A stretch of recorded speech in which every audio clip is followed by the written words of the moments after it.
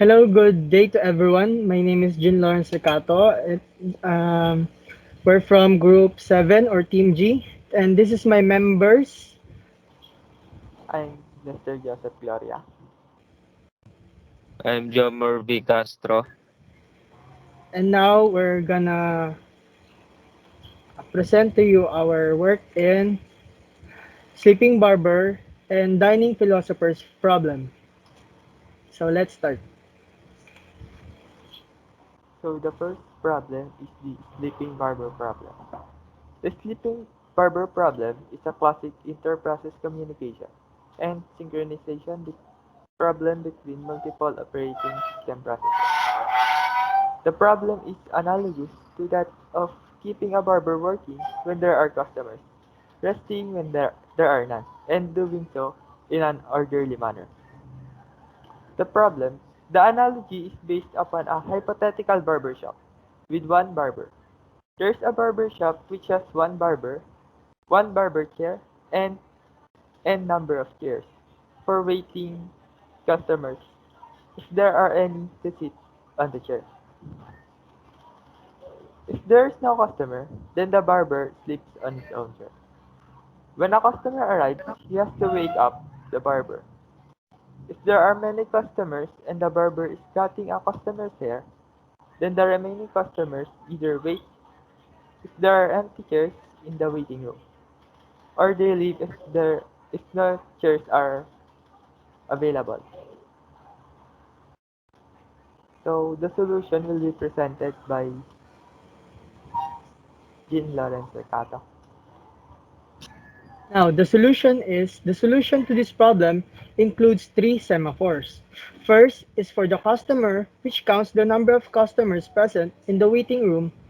Customer in the barber chair is not included because he is not waiting. Second, the barber 0 or 1 is used to tell whether the barber is idle or is working. And the third mutex is used to provide the mutual exclusion which is required for the process to execute.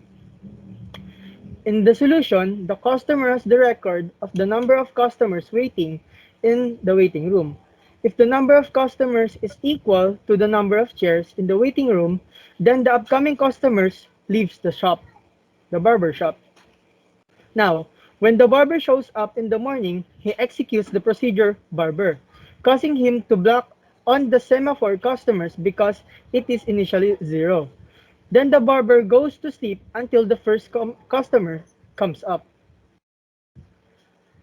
After that, when a customer arrives, he executes customer procedure. The customer acquires the mutex for entering the critical region.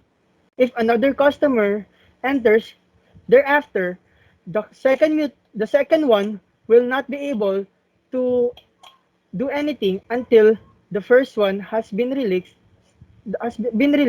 the mutex.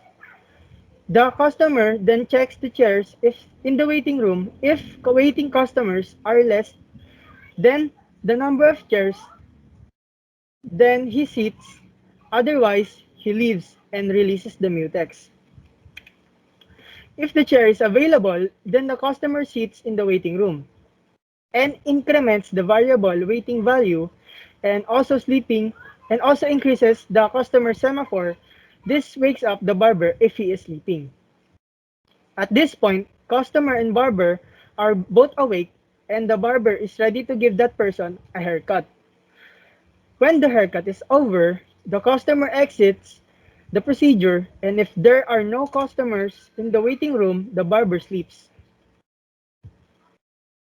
So as you can see, this is the workflow of the sleeping barber. Starting from above, the barber sleeps first while waiting for the customer.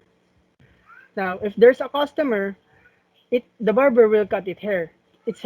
And if another customer shows up, it will be on the waiting area or will wait until the first customer has been done in cutting his hair. Now, if there is no customer, the barber sleeps.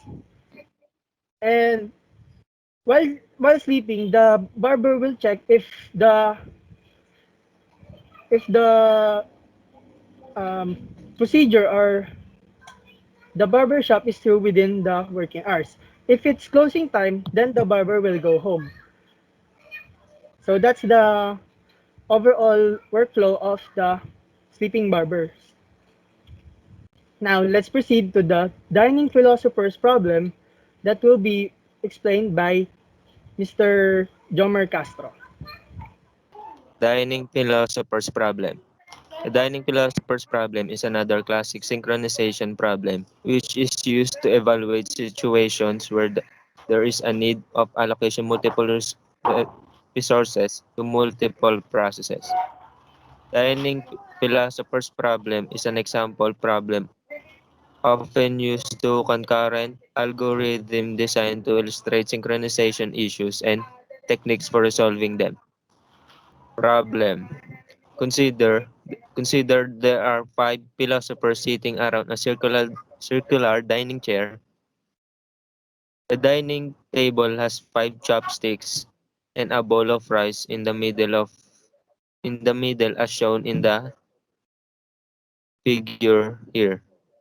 At any instant, a philosopher is either eating or thinking. Where a philosopher wants to eat, he uses two chopsticks, one from their left and one from their right. When a philosopher wants to think, he keeps down both chopsticks at their original place. Now for the solution, when a philosopher wants to eat the rice, he will wait for the chopstick at his left and picks up that chopstick. Then he waits for the right chopstick to be available and then picks it up too. After eating, he puts both the chopsticks down. But if all five philosophers are hungry simultaneously and each of them pick up one chopstick, then a deadlock situation occurs because they will be waiting for another chopstick forever. The possible solutions are a philosopher must be allowed to pick up the chopsticks only if both the left and right chopsticks are available. B. Allow only four philosophers to sit at the table. In that way, if all the four philosophers pick up four chopsticks, there will be one chopstick left on the table. So one philosopher can start eating and eventually two chopsticks will be available. In this way, deadlocks can be avoided. And that's all for the presentation of Group 7 for Sleeping Barber and Dining Philosopher's Problem. Thank you.